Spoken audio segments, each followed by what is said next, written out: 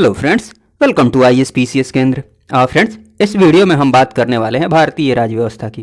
भारतीय राज्य व्यवस्था की शुरुआत करने जा रहे हैं इंडियन पॉलिटी की, जिसमें अभी बात करने वाले हैं इस वीडियो में भारत के संवैधानिक विकास की। भारत के संवैधानिक विकास से संबंधित जितनी भी महत्वपूर्ण बातें हो सकती हैं उन सबको इस वीडियो में देखने वाले हैं। भारत का संवैधानिक विकास अर्थात the constitutional development of India. ठीक। हाँ, रही बात PDF की, तो PDF के लिए आप डिस्क्रिप्शन बॉक्स में टेलीग्राम चैनल का लिंक दिया हुआ है। टेलीग्राम चैनल का लिंक दिया हुआ है। हाँ, पेड चैनल है तो छोटा सा चार्ज है, उसको पे करके इस चैनल को, टेलीग्राम चैनल को ज्वाइन कर सकते हैं। फाइनेंशियल सपोर्ट समझकर भी इस चैनल को ज्वाइन कर सकते हैं। तो चलिए बिना किसी देरी के इस वीडियो को शुरू करते हैं। देखिए, भारत के संवैधानिक विकास की बात की जाए तो भारत का संवैधानिक विकास शुरू होता है कहाँ से?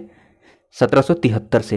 कैसे शुरू होता है, एक एक करके सारी बातों को जानेंगे। क्योंकि मान लीजिए कि हमारा जो संविधान है ना, अभी भारत का संविधान जब बनकर तैयार हुआ तो ऐसा थोड़ी है कि अचानक से बन गया, नहीं, उसकी पृष्ठभूमि यहीं से तैयार होती है, यहीं से पृष्ठभूमि तैयार होती है 1773 से। एक एक करके आपको सारी बातें समझ में आ जाएंगी, बस पेशेंस बनाए रखिए। देखिए, मैं समझाने की कोशिश करता हूँ। देखिए, रेगुलेटिंग एक्ट की बात की जाए तो आखिर रेगुलेटिंग एक्ट लाने की जरूरत क्यों पड़ी? 1773 में, 1773 में रेगुलेटिंग एक्ट लाने की जरूरत क्यों पड़ी? तो देखिए, उसके पहले मैं थोड़ा सा पृष्ठभूमि में जाने की कोशिश करता हूँ समझाने के लिए पीछे हुआ क्या। देखिए, जब ईस्ट इंडिया कंपनी की स्थापना होती है, कब होती है? 1600 में, 31 दिसंबर 1600 को ईस्ट इंडिया कंपनी की स्थापना होती है। इस दिन महारानी एलिजाबेथ के द्वारा, ब्रिटेन की महारानी के द्वारा, एलिजाबेथ के द्वारा इस कंपनी को परमिशन दे दिया जाता है, परमिशन दे दी जाती है पूर्व के साथ व्यापार करने के लिए, चाहे पूर्व बोलें या फिर भारत के साथ व्यापार करने के लिए परमिशन दे दी जाती है। उसके बाद ये जो कंपनी आती है तो व्यापार करने के लिए ये कंपनी आती है भारत में। काहे के लिए आती है? व्यापार करने के उद्देश्य से ये कंपनी आती है। बाद में धीरे धीरे ये अपना फोर्ट बनाने लगते हैं, मतलब व्यापार के साथ साथ अपना वो प्रशासन भी देखने लगते हैं, थोड़ा सा राजनीतिक कार्य में भी संलग्न हो जाते हैं। ठीक, पॉलिटिक्स, भ्रष्टाचार बढ़ने लगता है, कुप्रशासन मतलब व्याप्त हो जाता है। कुप्रशासन कहने का मतलब ये हो गया ना कि मान लीजिए कि अगर वहाँ की सरकार ने, ब्रिटेन की सरकार ने इनको भेजा है तो ब्रिटेन की सरकार को भी तो कुछ पैसे चाहिए ना ईस्ट इंडिया कंपनी से, जो ये पैसे यहाँ से कमा रहे हैं। तो इसमें भी ये भ्रष्टाचार करने लगे तो उनको प्रॉब्लम होने लगी। क्योंकि अगर उनको हम पैसे, मतलब उनको ये ईस्ट इंडिया कंपनी पैसे नहीं दे रही है जितना पैसे चाहिए, भ्रष्टाचार कर रही है, पैसों का झोल झाल कर रही है, तो इससे प्रॉब्लम होगी ना ब्रिटेन की जो सरकार है उनको। तो इसके लिए यहाँ पर भ्रष्टाचार बढ़ने लगा। और देखिए, 1757 की बात की जाए, 1757 में प्लासी का युद्ध हो जाता है। 1764 में बक्सर का युद्ध हो जाता है। उसके बाद ये युद्ध होने के बाद जो ईस्ट इंडिया कंपनी है ये अपना वर्चस्व स्थापित करने लगती है, इंडिया में वर्चस्व स्थापित करने लगती है। युद्ध के बाद ये आपको ये भी पता होगा, द्वैध शासन लागू किया जाता है बंगाल में, द्वैध शासन। ठीक, तो देखिए ये सारी बातें हो जाती हैं। मैं यहाँ हल्का फुल्का बता रहा हूँ, मोटा मोटी बता रहा हूँ। हिस्ट्री में ये बातें डिटेल्स में देखेंगे हम, चाहे आप कहीं भी पढ़े होंगे तो पढ़े होंगे या फिर पढ़ेंगे भी तो वहाँ पर डिटेल्स में देखेंगे। यहाँ बस हल्का फुल्का मैं बता रहा हूँ कि आखिर क्यों लाने की इसकी ज़रूरत पड़ी। ठीक है, तो ये क्या होता है ना कि असल में ईस्ट इंडिया कंपनी व्यापार के साथ राजनीतिक कार्य में भी संलग्न हो जाती है, राजनीतिक कार्य में भी संलग्न हो जाती है। और यहाँ पर भ्रष्टाचार काफ़ी बढ़ जाता है, ईस्ट इंडिया कंपनी में भ्रष्टाचार बढ़ जाता है, कुप्रशासन तो देख ही रहे हैं आप, भ्रष्टाचार। अब मान लीजिए ईस्ट इंडिया कंपनी ने इनको ईस्ट इंडिया कंपनी बोल रहा हूँ, ब्रिटेन की सरकार ने इनको भेजा है व्यापार करने के लिए, तो ब्रिटेन की सरकार को भी तो इनसे फ़ायदा होना चाहिए। ठीक, लेकिन भ्रष्टाचार की वजह से उनको भी प्रॉब्लम हो रही थी। इनकी जो कुप्रशासन था, इनका जो भ्रष्टाचार था, धीरे धीरे उजागर होने लगा। तो ब्रिटेन की सरकार को लगा कि नहीं, अब नियंत्रण जरूरी है ब्रिटिश ईस्ट इंडिया कंपनी पर। ठीक, इसलिए ब्रिटिश संसद द्वारा एक एक्ट पारित किया गया जिसका नाम क्या है? Regulating act. 1773 में ये एक्ट पारित किया जाता है, ठीक, जिसका नाम है रेगुलेटिंग एक्ट 1773। और उसके पहले मैं आपको बता देता हूँ क्या हुआ था। यहाँ पर हम आएंगे लेकिन मैं बता देता हूँ क्या हुआ था। देखिए, इसको भारत का जो संवैधानिक विकास है ना, इसको दो चरण में हम देखेंगे। एक चरण तो ये हो जाएगा कि जो भी एक्ट बनाए जा रहे हैं 1773 से लेकर 1853 तक, 1773 से लेकर 1853 तक जो भी एक्ट बनाए जाएंगे, ठीक, जो भी अधिनियम पारित किया जाएगा, ये कंपनी के शासन के लिए पारित किया जाएगा। कंपनी का शासन रहेगा, ठीक, ऐसे समझ सकते हैं। कंपनी के अंतर्गत जो अधिनियम पारित किया गया है उसको हम एक चरण में देख लेंगे, दूसरे चरण में, दूसरे स्टेप में हम इसको देख लेंगे, ब्रिटिश ताज के अंतर्गत पारित जो अधिनियम है, जो भी एक्ट्स पास किए गए, ठीक, जो भी एक्ट पास किए गए कंपनी के लिए, उसको हम अभी देख लेते हैं। उसके बाद हम देखेंगे जो भी एक्ट पास किए गए किसके लिए, ब्रिटिश ताज के लिए, उनको देख लेंगे। समझाने की कोशिश करता हूँ। 1773 से 1833 तक जो भी एक्ट आए, 1853 तक, एक्चुअली हुआ क्या कि 1857 में 1857 की क्रांति हो जाती है। 1857 की क्रांति के बाद ब्रिटेन की सरकार ने पूरा का पूरा जो शासन था, भारत का शासन, वो अपने हाथ में ले लिया ब्रिटिश कंपनी से, ठीक। तो वहाँ से फिर जो भारत का शासन है ब्रिटिश ताज के अंतर्गत आ जाता है। उसके पहले तो शासन किसका चल रहा था, कंपनी का चल रहा था, ठीक ना। तो कंपनी के शासन के अंतर्गत जो जो भी एक्ट आए हैं, जो भी एक्ट्स आए हैं, उनको एक साथ देख लेते हैं। फिर दूसरे वाले में ब्रिटिश ताज के अंतर्गत जो अधिनियम पारित हुए, जो कानून आए, उनको देख लेंगे, ठीक। चलिए एक एक करके देखते हैं। कंपनी के अंतर्गत जो पारित अधिनियम है, इसमें रेगुलेटिंग एक्ट सबसे पहले आता है। और क्यों आता है वो मैंने बता दिया है, उद्देश्य क्यों आता है, इसका उद्देश्य क्या था, जो भ्रष्टाचार बढ़ गया था, कुप्रशासन बढ़ गया था, उसी को दूर करने के लिए ब्रिटिश संसद द्वारा इसको पारित किया जाता है, रेगुलेटिंग एक्ट 1773, ठीक। हाँ, इस एक्ट के द्वारा, इस एक्ट, यही एक्ट है जिसको ब्रिटिश सरकार ने एक ये बनाया, कोर्ट ऑफ डायरेक्टर्स। जो इंपॉर्टेंट है उसको मैंने नोट कर दिया है, बस खाली ये ऐसे ही बता रहा हूँ, कोर्ट ऑफ डायरेक्टर्स।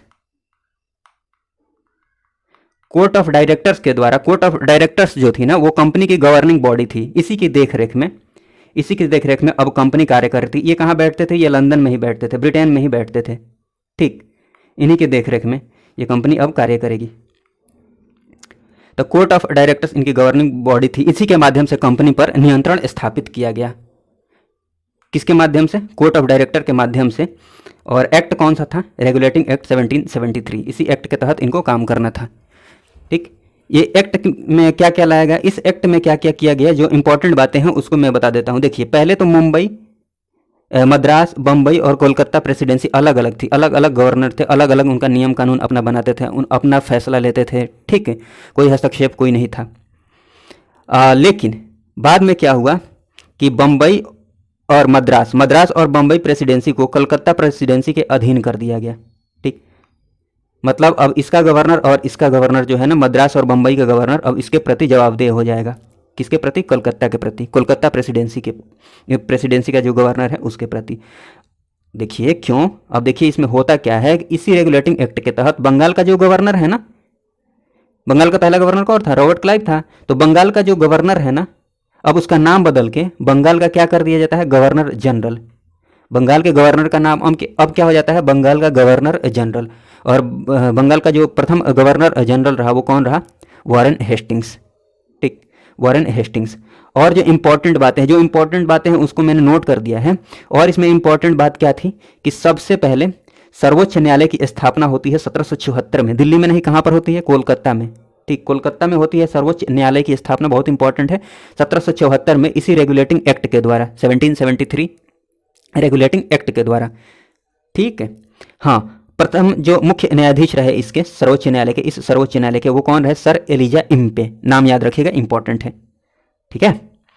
हाँ, इस एक्ट के द्वारा ये भी कर दिया गया, कंपनी के जो कर्मचारी हैं ना, कंपनी के जो कर्मचारी है वो निजी व्यापार नहीं करेंगे, खुद का व्यापार नहीं करेंगे। अब वो सरकार के आदमी हैं, सरकारी आदमी हैं। कंपनी के जो भी कर्मचारी हैं, उन कर्मचारियों को निजी व्यापार करने तथा भारतीयों से कोई भी उपहार लेने से प्रतिबंधित कर दिया गया इस रेगुलेटिंग एक्ट के द्वारा, ठीक। ये सारी बातें हैं। उसके बाद जो बात की जाती है, उसके बाद बात की जाती है पिट्स इंडिया एक्ट की। तो डेट इंपॉर्टेंट है इसमें, विशेष रूप से आप डेट जरूर याद रखिएगा। पिट्स इंडिया एक्ट 1774, ठीक है। पिट्स इंडिया एक्ट 1774 में क्या किया जाता है ना, कंपनी के राजनीतिक और व्यापारिक कार्यों को अलग अलग कर दिया जाता है, ठीक। राजनीतिक कार्य और व्यापारिक कार्य, पहले राजनीतिक कार्य और व्यापारिक कार्य दोनों कंपनी ही देख रही थी ना। अब इसमें क्या कर दिया गया कि राजनीतिक कार्य और व्यापारिक कार्य अलग कर दिया गया। और दो मैं बताता हूं, एक तो पहले ये था ही कोर्ट ऑफ डायरेक्टर्स, ठीक। कोर्ट ऑफ डायरेक्टर्स का काम क्या था, कोर्ट ऑफ डायरेक्टर्स का काम क्या था, व्यापारिक मामलों की देखरेख करना, ठीक। और राजनीतिक कार्यों की देखरेख के लिए एक बना दिया गया क्या, बोर्ड ऑफ कंट्रोल, नियंत्रण बोर्ड। बस ये मैं ऐसे ही बता रहा हूं, जो इंपॉर्टेंट बातें हैं वो तो आपको मैंने पॉइंट यहाँ पर लिख ही दिया है, बस आपको उन पर फोकस करना है, ये ऐसे ही बता रहा हूँ। अगर जानना चाहते हैं तो इन बातों को जान लीजिए। ठीक, तो राजनीतिक और व्यापारिक कार्यों को अलग अलग कर दिया गया। सरकारी नियंत्रण में मतलब जो ब्रिटिश सरकार थी उनका नियंत्रण और बढ़ गया, उनके नियंत्रण में और वृद्धि हो गई। नियंत्रण बोर्ड, वही बोर्ड ऑफ कंट्रोल मैंने बताया ना, पहले तो कोर्ट ऑफ डायरेक्टर्स था ही, कोर्ट ऑफ डायरेक्टर्स थे, अब नियंत्रण बोर्ड भी स्थापित कर दिया गया राजनीतिक कार्यों की देखरेख के लिए। ठीक है, नियंत्रण बोर्ड का गठन कर दिया गया। मतलब ब्रिटिश सरकार ने नियंत्रण में और वृद्धि बढ़ा दी, कंपनी के नियंत्रण में, ताकि कोई भी दिक्कत ना हो, कोई भी प्रॉब्लम ये ना क्रिएट करे सरकार के लिए। भारत के लिए तो क्या सोच रहे थे, खुद के लिए वो सोच रहे थे, सरकार भी वहाँ के खुद के लिए ही सोच रही थी। कंपनी के जो व्यापार है उसमें अहस्तक्षेप की नीति अपनाई गई इस एक्ट के द्वारा। कंपनी का जो व्यापार है उसमें कोई मतलब कोई हस्तक्षेप नहीं किया जाएगा। राजनीतिक कार्य के लिए नियंत्रण बोर्ड का गठन कर दिया गया। फिर बात की जाए चार्टर एक्ट की। ठीक, चार्टर का मतलब परमिशन समझ सकते हैं। चार्टर एक्ट फिर लाया गया 1793 में। देखिए 1773 में जो एक्ट आया उसमें भी तो यही किया गया है ना कि हाँ, ब्रिटिश ईस्ट इंडिया कंपनी जो है, ईस्ट इंडिया कंपनी जो है उसको अधिकार दे दिया गया व्यापार का, परमिशन दे दिया गया। चार्टर का मतलब परमिशन समझ लीजिए। फिर चार्टर एक्ट 1793 आता है, इसमें भी 20 वर्ष के लिए और परमिशन दे दिया जाता है कि कंपनी यहाँ पर व्यापार कर सकती है भारत में। तो कंपनी के अधिकारों को 20 वर्ष के लिए और बढ़ाया गया। ठीक, 1793 के चार्टर एक्ट में। ठीक, इसमें ज़्यादा महत्वपूर्ण बातें कुछ थी नहीं। आगे बात की जाए तो आगे बात करते हैं 1800, ये इंपॉर्टेंट है, चार्टर एक्ट 1813। ठीक, देख रहे हैं ना, ये 20-20 साल बाद आ रहा है। 93, 73, 93, फिर 13, फिर 33, फिर 53, 20-20 साल बाद आ रहा है। तो चार्टर एक्ट 1813, इसमें क्या किया गया ना, चार्टर एक्ट 1813 के द्वारा इसमें यह किया जाता है, जो इंपॉर्टेंट बातें हैं, कंपनी के सभी वाणिज्यिक व्यापार मतलब जितने भी वाणिज्यिक अधिकार है, व्यापारिक अधिकार हैं, ठीक, उनको सॉरी मैं कहाँ पर आ गया, एक मिनट, यहाँ पर थे ना, चार्टर एक्ट 1813। इसमें क्या किया गया कि पहली बार शिक्षा पर, मतलब भारतीयों की शिक्षा पर, पहली बार भारतीयों की शिक्षा पर प्रतिवर्ष 1 लाख रुपये खर्च करने का प्रावधान किया गया इस एक्ट के द्वारा। ठीक, 20 साल और कंपनी के अधिकार को बढ़ा दिया गया। कंपनी के जो व्यापार करने का अधिकार को 20 साल और बढ़ा दिया गया, वो मैं बार बार नहीं बोलूँगा, लेकिन पहली बार शिक्षा पर, ठीक, शिक्षा पर, भारतीयों के लिए शिक्षा पर प्रतिवर्ष 1 लाख रुपये का खर्च करने का प्रावधान किया गया इस एक्ट के द्वारा। ये इंपॉर्टेंट है, जरूर ध्यान में रखिएगा। हाँ, कंपनी का जो व्यापारिक अधिकार है ना, एकाधिकार, उसको समाप्त कर दिया गया। व्यापार का अधिकार दिया गया, बट एकाधिकार समाप्त कर दिया गया कि नहीं। पहले तो ये था ना कि ईस्ट इंडिया कंपनी ही भारत में व्यापार करेगी, बाकी कोई नहीं करेगा। अब एकाधिकार समाप्त कर दिया गया, मतलब अब ब्रिटेन से आकर कोई भी यहाँ पर व्यापार कर सकता था ईस्ट इंडिया कंपनी के अलावा भी। ठीक है, हाँ, लेकिन जो ईस्ट इंडिया कंपनी थी, इसको चाय और चीनी के साथ, सॉरी चीनी बोल रहा हूँ, चाय और चीन के साथ व्यापार को छोड़कर बाकी सब पर एकाधिकार समाप्त कर दिया गया। माने इस पर एकाधिकार था उनका अभी भी। चाय पर, मतलब चाय का व्यापार ईस्ट इंडिया कंपनी ही कर सकती थी, और चीन के साथ जो व्यापार था उनके साथ भी जो व्यापार है वो ईस्ट इंडिया कंपनी ही कर सकती थी। ठीक, बाकी सब जो व्यापार थे, कपड़ा उपड़ा, ठीक, तो इस पर एकाधिकार समाप्त कर दिया गया, क्योंकि औद्योगिक क्रांति भी शुरू हो गई थी। तो मान लीजिए वहाँ पर जो कपड़े उपड़े थे, उसके लिए मार्केट चाहिए था, कपड़ों का उत्पादन हो रहा था ब्रिटेन में, तो उसके लिए एक बड़ा मार्केट चाहिए था। तो बड़ा मार्केट के लिए भाई भारत से बेहतर मार्केट कौन सा हो सकता है, इसलिए ब्रिटेन ने ये किया कि ईस्ट इंडिया जो कंपनी थी ना, इनका एकाधिकार समाप्त कर दिया, ताकि वो भी बाकी जो कंपनियां हैं, बाकी जो लोग हैं, वो भी आकर यहाँ पर व्यापार कर सकें। आप समझ पा रहे होंगे इन बातों को। और एक इम्पॉर्टेंट बात ये है ना कि ईसाई मिशनरियों को छूट दे दी गई यहाँ पर अपने धर्म प्रचार, अपने यहाँ पर आकर भारत में धर्म के प्रचार के लिए छूट दे दी गई। ईसाई मिशनरियों को छूट दे दी जाती है किस एक्ट के द्वारा? 1813 एक्ट के द्वारा ईसाई मिशनरियों को छूट दे दी जाती है कि यहाँ पर आकर वो अपने धर्म का प्रचार कर सकते हैं। ठीक, ये सारी बातें हैं। फिर बात करें चार्टर एक्ट 1833। तो चार्टर एक्ट 1833 के तहत कंपनी के जो सभी व्यापारिक अधिकार थे ना, जितने भी वाणिज्यिक या व्यापारिक अधिकार थे, उनको अब समाप्त कर दिया गया। पहले तो चलिए कंपनी का जो व्यापारिक एकाधिकार समाप्त किया गया था, ठीक है, उनका एकाधिकार समाप्त कर दिया गया था, लेकिन चाय और चीन के साथ व्यापार को छोड़कर। लेकिन 1833 में क्या कर दिया गया, कंपनी के जितने भी वाणिज्यिक अधिकार थे उन सबको समाप्त करके कंपनी को केवल राजनीतिक कार्य करने का प्रावधान किया गया। केवल अब राजनीतिक कार्य ही कर सकती हैं। हाँ, राजनीतिक कार्य करने का प्रावधान किया गया। और बंगाल का जो, ये इंपॉर्टेंट है, बंगाल का जो गवर्नर जनरल है ना, बंगाल का जो गवर्नर जनरल है, ठीक, बंगाल का जो गवर्नर जनरल था उसको अब भारत का गवर्नर जनरल बना दिया गया, भारत का गवर्नर जनरल। और पहला गवर्नर जनरल कौन था? Lord William Bentinck, Lord William Bentinck 1833 में। ये भी बात ध्यान में रख सकते हैं कि कानून बनाने के लिए गवर्नर जनरल की परिषद में एक विधि सदस्य को सम्मिलित किया गया, विधि अर्थात कानूनी सदस्य को, कानून बनाने वाले। तो प्रथम जो विधि सदस्य था, कानूनी सदस्य था, वो कौन था? मैकाले थे। खाली ये आगे हिस्ट्री में भी देखेंगे, मैंने बस थोड़ा सा यहाँ पर लिख दिया है, थोड़ा सा ध्यान रख सकते हैं। हाँ, तो गवर्नर जनरल का, भारत का जो गवर्नर जनरल था उस समय, गवर्नर जनरल के परिषद में एक विधि सदस्य को सम्मिलित किया गया। उस विधि सदस्य का, विधि सदस्य अर्थात कानूनी सदस्य को सम्मिलित किया गया, उसका नाम क्या था? पहला विधि सदस्य कौन था? मैकाले। तो थोड़ा सा नाम आप ध्यान में रख सकते हैं, हिस्ट्री में भी मैकाले को हम देखेंगे। लेकिन उसके बाद हम बात करें तो देखिए यहाँ पर क्या हो रहा है ना कि भारत का जो गवर्नर जनरल और उसके काउंसिल है ना, ये कानून बना भी रहे हैं, मतलब विधायी कार्य भी यही कर रहे हैं और कानून को लागू भी करवा रहे हैं, कार्यपालिका का कार्य भी यही कर रहे हैं। ठीक, विधायी शक्तियाँ और कार्यपालिका की शक्तियाँ इन्हीं के पास है, गवर्नर जनरल के पास, भारत के गवर्नर जनरल के पास। ठीक, भारत के गवर्नर जनरल और इसके जो काउंसिल के लोग हैं, यही कार्यपालिका, यही मतलब कानून बना भी रहे हैं और जो कानून है उसको लागू भी करवा रहे हैं, कार्यपालिका का भी कार्य कर रहे हैं। लेकिन यहाँ पर विधायी शक्तियाँ चार्टर एक्ट 1853 के तहत, चार्टर एक्ट 1853 1853 के तहत विधायी शक्तियाँ और कार्यपालिका शक्तियाँ को, जो कार्यपालिका की शक्तियाँ थी, विधायी शक्तियाँ थी, इनको पृथक कर दिया गया, अलग अलग कर दिया गया। पहले भारत के गवर्नर जनरल और उसके काउंसिल मिलकर कानून भी बनाते थे, अर्थात विधायी शक्तियाँ भी उनके पास थी और कार्यपालिका की शक्तियाँ भी उनके पास थी, मतलब उस कानून को लागू करवाना। ठीक, तो आगे बात की जाए, हाँ एक और बात आप ध्यान में रखिएगा, पहले जैसे कोर्ट ऑफ डायरेक्टर्स की संख्या कितनी होती थी? 24। अब उसको घटाकर 1853 एक्ट के तहत घटाकर कितना कर दिया गया? 18 कर दिया गया, जिसमें 6 सदस्य क्राउन द्वारा मनोनीत होते थे, क्राउन। ठीक, यहाँ काउन नहीं, क्राउन। ठीक, तो बस ये थोड़ा सा आप ध्यान में रख सकते हैं, यहाँ पर 24 से 18 कर दिया जाता है, जिसमें 6 सदस्य क्राउन द्वारा मनोनीत होते हैं। कोर्ट ऑफ डायरेक्टर्स के जो सदस्य हैं, संख्या है, ठीक, 24 से 18। हाँ, ये बता चुका हूँ कि सिविल सेवकों की भर्ती हेतु या फिर उनका जो चयन होता था सिविल सेवकों की, जो ICS परीक्षा होती थी, इंडियन सिविल सर्विसेज, अभी जो IAS का एग्जाम होता है, ठीक, UPSC जो एग्जाम लेती है, वैसा ही सिविल सेवकों की भर्ती एवं चयन हेतु खुली प्रतियोगिता का शुभारंभ किया गया। किसके द्वारा? चार्टर एक्ट 1853 के तहत। इसके पहले तो क्या होता था कि कोर्ट ऑफ डायरेक्टर्स हैं, यही नियुक्त कर देते थे बिना एग्जाम के अपने लोग।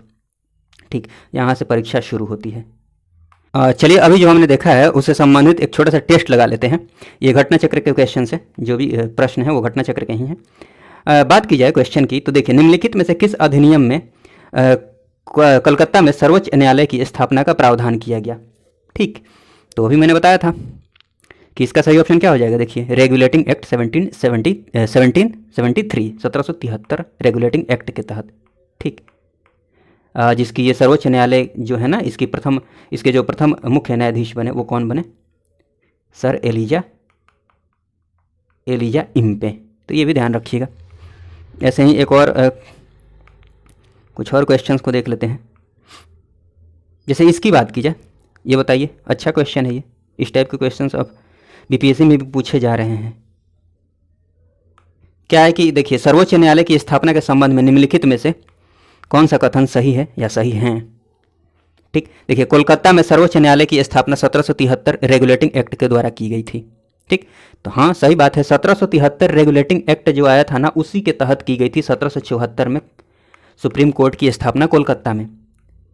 देखिए, सुप्रीम कोर्ट की स्थापना 1774 में की गई थी, कंफ्यूज नहीं होइएगा, लेकिन किस एक्ट के तहत? 1773 के रेगुलेटिंग एक्ट के तहत। इसका मतलब ये जो है, ये स्टेटमेंट जो है ये सही है। बोला है कि लेमेस्टर इस न्यायालय के प्रथम मुख्य न्यायाधीश थे, नहीं, ये गलत है। एलिजा इम्पे, ठीक, एलिजा इम्पे मुख्य न्यायाधीश थे। मतलब पहला सही है, दूसरा गलत है, तो कौन सा सही हो जाएगा? केवल एक सही है, मतलब ए ऑप्शन जो है ना सही ऑप्शन हो जाएगा। चलिए, मैचिंग वाले प्रश्न को देख लेते हैं। अच्छा प्रश्न है। नियंत्रण परिषद की स्थापना की बात की जाए तो ये किस एक्ट के तहत नियंत्रण परिषद की स्थापना की जाती है? Board of control. Board of control की स्थापना की जाती है कब? 1773 के बाद 1784 में जो पिट्स इंडिया एक्ट आता है, ठीक ना, पिट्स इंडिया एक्ट आता है, इसमें क्या किया जाता है? सरकार द्वारा और नियंत्रण बढ़ा दिया जाता है कंपनी पर। ठीक है, पहले तो कोर्ट ऑफ डायरेक्टर्स बैठे ही हुए थे लंदन में, कोर्ट ऑफ डायरेक्टर्स, ठीक, जो नियंत्रण को देख रहे थे, नियंत्रण को स्थापित कर रहे थे। नियंत्रण को स्थापित करने के लिए ब्रिटिश सरकार के द्वारा कोर्ट ऑफ डायरेक्टर्स की नियुक्ति की गई थी, जो लंदन में बैठ कर देखते थे। फिर उसके बाद क्या कर दिया गया, 1784 में, 1784 में पिट्स इंडिया एक्ट के तहत बोर्ड ऑफ कंट्रोल की स्थापना कर दी गई। बोर्ड ऑफ कंट्रोल अर्थात नियंत्रण परिषद, बोर्ड ऑफ कंट्रोल नियंत्रण परिषद, राजनीतिक कार्यों की देखरेख के लिए बोर्ड ऑफ कंट्रोल की स्थापना, नियंत्रण को और बढ़ा देने के लिए। खैर ऐसे ही मैंने बता दिया, आप डेट भी याद रखेंगे, मतलब एक्ट और ये जो नाम है ये याद रखेंगे तभी काम चल जाएगा। नियंत्रण परिषद की स्थापना की गई किस एक्ट के तहत, पिट्स इंडिया एक्ट के तहत। ठीक, तो 1 को 2 से मिला दीजिए। मान लीजिए ये नहीं पता है, 1 2 नहीं भी पता है, 4 दिया हुआ है, 2 भी पता है ना, तो मोस्ट प्रोबेबली चांस है, 90% चांस है कि आप सही आंसर पर पहुंच जाएंगे। मान लीजिए मुझे ये नहीं पता है, मैं भूल जाता हूं कि मुझे पता है।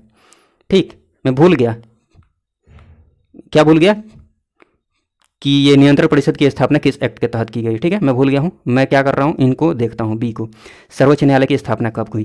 तो सर्वोच्च न्यायालय की स्थापना जो होती है किस एक्ट के तहत होती है, रेगुलेटिंग एक्ट 1773। ठीक, उसी को हिंदी में लिखा गया है यहाँ पर, नियामक अधिनियम। तो बी को 1 से मिला सकते हैं, इसमें कोई दिक्कत है नहीं। इंग्लिश मिशनरियों को भारत में कार्य करने की अनुमति, ये सिंपल सा क्वेश्चन है। 1813 के जो चार्टर अधिनियम आया, एक्ट आया, उसके तहत इनको अधिकार मिला। इंग्लिश जो ईसाई मिशनरी थे उनको भारत में अपने धर्म प्रचार की छूट मिली। ठीक, तो सी को 3 से मिला दीजिए, सी को 3 से। गवर्नर जनरल की परिषद में कानूनी सदस्य की नियुक्ति। ठीक, गवर्नर जनरल की परिषद में कानूनी सदस्य की नियुक्ति होती है, और प्रथम कानूनी सदस्य कौन नियुक्त होता है, मैकाले।